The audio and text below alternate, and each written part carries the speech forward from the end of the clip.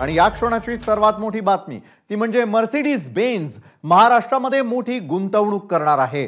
Mercedes Benz तब्बल 3000 कोटींची गुंतवणूक करणार आहे। उद्योग मंत्री उदय सामंतांनी ही माहिती दिली आहे।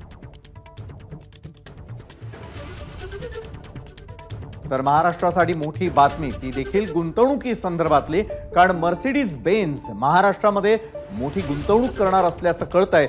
मर्सिडीज बेंझ तब्बल 3000 कोटी रुपयांची गुंतवणूक महाराष्ट्रामध्ये करणार आहे।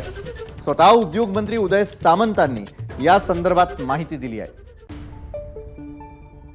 तर मर्सिडीज बेंझ ही स्वतः ज्यावेळेला महाराष्ट्रामध्ये अशा प्रकारची गुंतवणूक करणार, त्यामुळे निश्चितच अनेक गोष्टी महाराष्ट्रामध्ये पाहायला मिळणार आहेत। या गुंतवणुकीमुळे अनेकांना रोजगार उपलब्ध होताना दिसून येईल।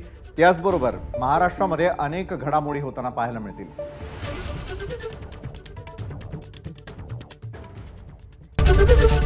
एबीपी माझा, उघडा डोळे बघा नीट।